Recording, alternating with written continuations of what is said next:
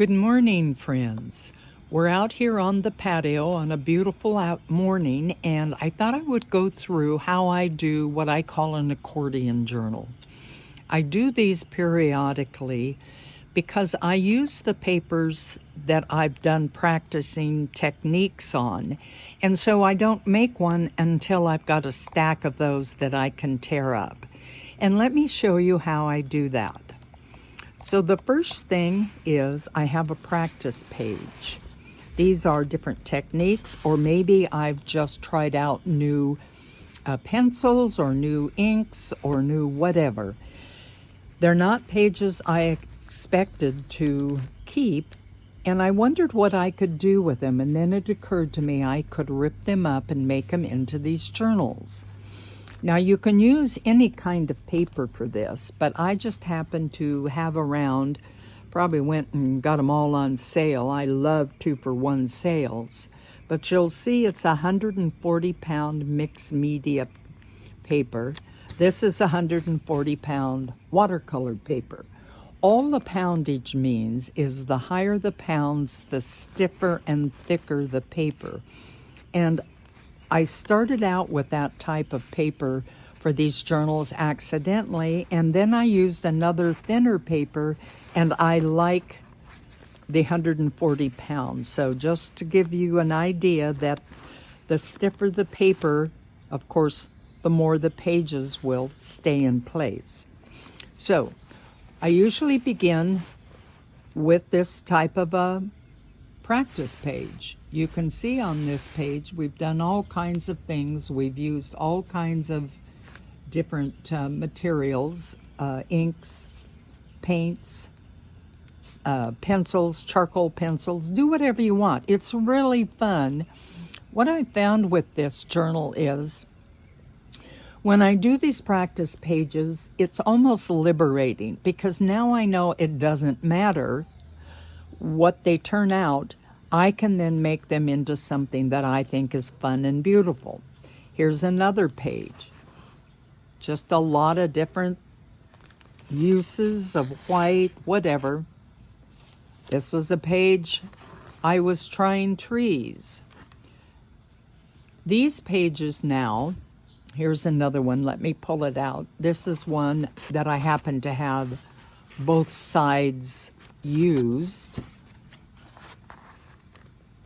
You probably noticed that I have a theme in the colors I like, and they're more earthen, so you aren't going to find any pinks unless it's a tiny accent. But these are just fun pages for me. And the first thing I do, this just happens to be a 9x12, so that means it goes into 4 squares very easily. And I just fold it over, crease it, cut it, and then once I have it this length, I will fold it over again and cut it. So what I wind up with are 4 pages about this size. With the journal I'm making now that I'm going to demonstrate, I've chosen to make it a taller journal, so I will be putting the binding here. You can make it this way, which I have done in the past. And let me stop and deviate, bring this in for just a minute. I am calling this an accordion journal, but I have had a woman buy one of these, and she used it as wall art, and I'll show you how that can be done very simply. Or the other thing you can do is you can make these, because they're just nice backgrounds, and you can see I've added some enhancements. You can make it your traveling sketchbook. You've already got some background, and then you can just use that as your sketchbook when you go someplace you can't take a lot of stuff.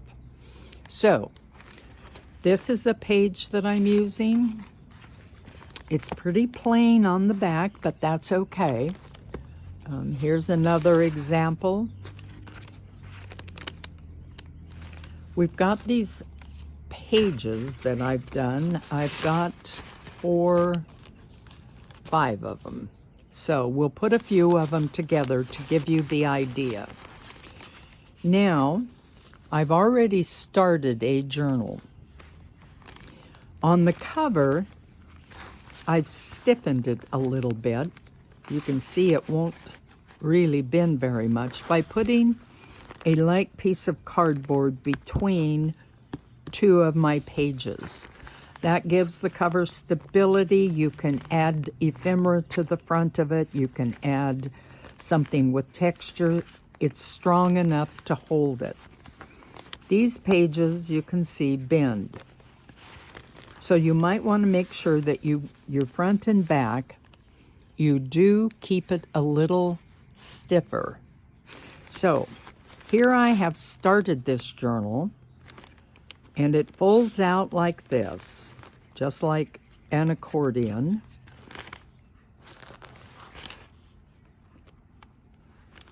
And it can go back together many ways. So now that we have the first 4 pages, I want to talk about how I bind it, and we will go through that for a couple of pages here. I use material.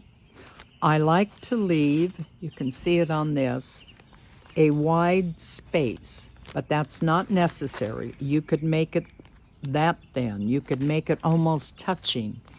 The reason that I like to do this is that then on some of them, if I choose, I can add, again, some element to it, some twigs, something like that.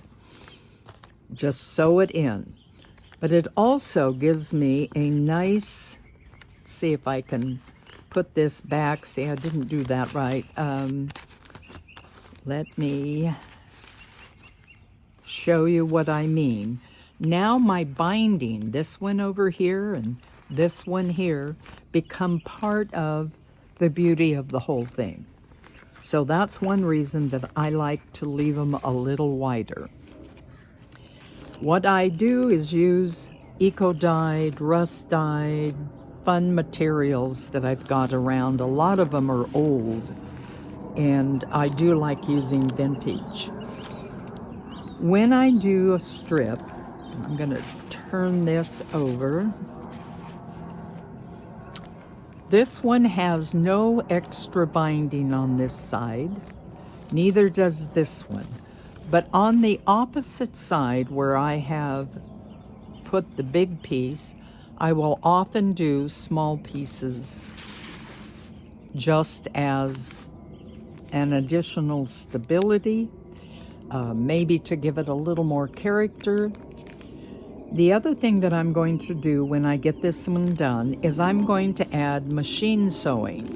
I'm going to go ahead and sew down here like I do in my other journals and leave long strings because, again, I'm looking for texture and interest. Is that a necessity? No, because your glue will hold it just fine. So here we have our first few pages. And now we're going to add, let's add this page. There's kind of a nice contrast there. Well, let's take a look. Oh, we like the blue better. So we're going to add these two together. Now you'll notice, lying open, the main strip between these two pages was actually glued on this side. So your pages are the main strip. Let me pull out a main strip here. Let's use this old denim for this piece. They're attached every other side, the main strip. This is what I'm calling the main strip. These are accessory strips, or accessory patches. So we're going to take, any glue will do. I just happen to use Mod Podge matte. It's my standard go-to. And we're gonna get I'm over here out of sight, getting my brush ready. Generally what I do is I will put a strip of the glue here. You're getting treated to a plane going over, I hear.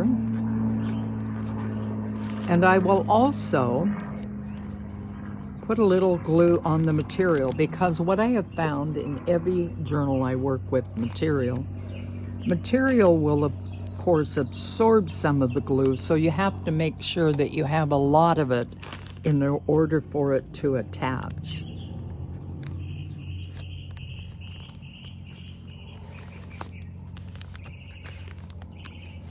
So there's that side. And now we'll do this other side, and then we'll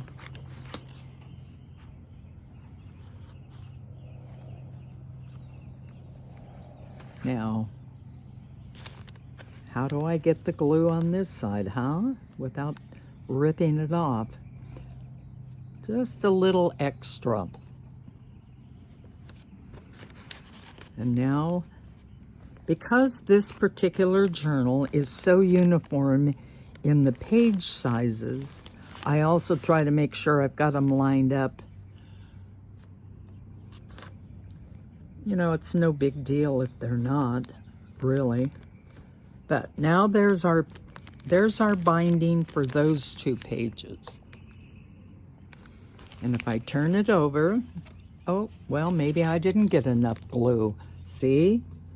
Learn from my mistake. When you talk about doing something, actually do it. Of course, I haven't allowed it to dry at all either, but most of it is. I just simply did not put enough glue on. All right. Here we go again. This side has got some, and this side.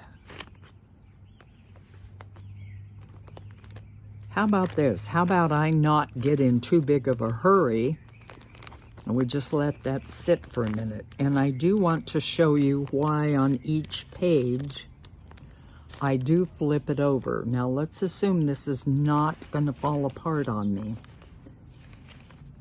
Well, it did, but we'll take care of it. One of the things that I flip it over for is to make sure that the width is uniform. If you don't, if this is, let's say it was on like this, what will happen then when you go to close it, of course, it'll have a bend in it. It won't close. One page will be at an angle. Now, press it down real good. Generally, when I'm not filming, I do let this dry a little bit before I go on to the next piece. On this side, remember I said that sometimes I'll put on an accessory piece. I like this little dyed vintage material, so I'm going to add it as an accessory piece right now. Again, lots of glue. Can you overdo the glue? I suppose so. I haven't got that problem. And then press it down. Now on this one, like I said, because I'll be doing a machine stitching along each side, that'll give it even more stability. Repeating again, it's not necessary to do the machine stitching. Just want to make sure that your glue sets up real good and there are no areas that have come up off the material. All right, we're gingerly going to move this over. This one glued very nicely. This one, see what a nice tight bond that is? You'll find different materials will give you a different bonding experience, so you just have to work with them. While that one is setting up a little more before we attach the next page, one of the things that I like to do, and I will continue to do this, I have these backgrounds and they're just perfect for enhancements. So I use white pens on this one. This is actually my thumbprint when I wanted to clean off some black ink. This is a small stamp. All of those things are what you can do on your pages. These are just so versatile. You can leave them as is. You can add to them. The only thing I haven't tried with these, and there's no reason you couldn't, is I've not done collage on them. These are the ones that I keep to try the inks, the drawings, that type of thing on. Okay, we're going to assume that that's bonded enough that I can move on and put on the next one. And this one is my back page. I don't want to put it on, so I'll put it over there. Now I have these two where the color is, you know, they're pretty close. I have this one. When you do this on and use a page like I did, probably going to get repeat of the basic colors because they've been on the whole page. And you then just have to decide how you want to put them in. Do you want them all together the same? You want to mix them up? Now, if I had these other pages already, the ones with the red trees, if those were torn up, I could give it more variety. But we're going to work with what we have. So let's put in this one. This is, oh, I like the design on that. And then this, where I was experimenting with different acrylic inks. So let's choose a material that might, what do you think? That's a little garish with that. Let's go for a more subdued look. I like to use, I've done it both ways. I have used the binding as part of the art, or I have chosen, because the pages were so dominant, I used all a neutral with no pattern on it. So you can go any way you want again. But I think we'll go ahead and use this one. Now this material is very thin, unlike our denim. So this one I think will hold better from the beginning. We'll see. I may be wrong, but just a nice layer of glue. The good thing with Elmer's glue, Mod Podge, they dry clear. So if it's out beyond the edge of the material, don't worry about it. It'll dry clear. So, you know, and to get this to adhere very well, you can come back, you can use a brayer or even a credit card just to make sure that you get it in touch with the two elements.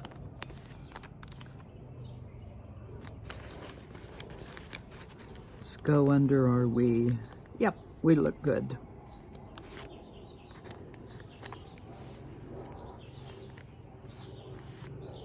We call that mockingbird that you can hear in the background. We named him Bing. There used to be a singer years ago, back in the 40s and 50s, named Bing Crosby. So we've named him after that. All right, so there's that one. I will take a little and just wipe a little bit of that off. Okay, here's the test, friends. All right, see, I did have that a little bit skewered, and that's why I want to make sure that I turn them over before they're totally dry. Make this down the middle as even as possible. That looks good. Is it ever 100%? Absolutely not. And again, let's see, let's try this. Ooh, that's kind of fun. Do we have a little one of those? Let's see. No, we don't. Oh, yes, we do. Here, look, we have this little guy. Let's use him as an accent.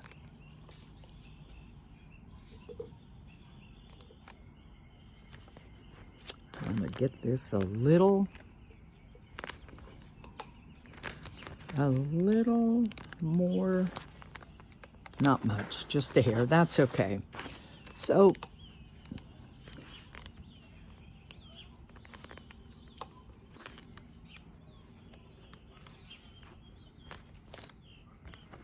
need a little more glue over here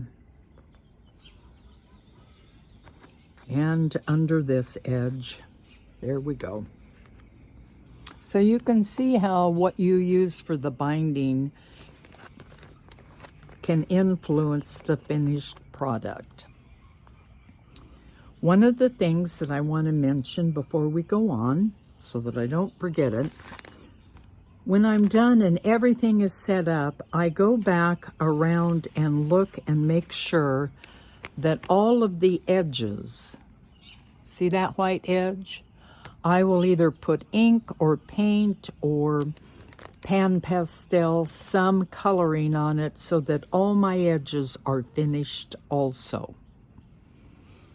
I usually wait until the last to do that. Now, I've shown you this binding. Oh, let me show you something else so that you won't think you did it wrong. See how this denim, you can see it's got a darker, that's where the glue will come through a little bit, and it does change the shade of the denim, but again, no big deal. And let's see, what else have we got that I want to... This is another example of enhancing a background. This was a very plain background. I did a ink stamp on it, then I did the little drawing. It's just so fun. I've noticed when I put these down, and I haven't looked at them in a while, to open them up and you see all the possibilities of what you can do with those backgrounds.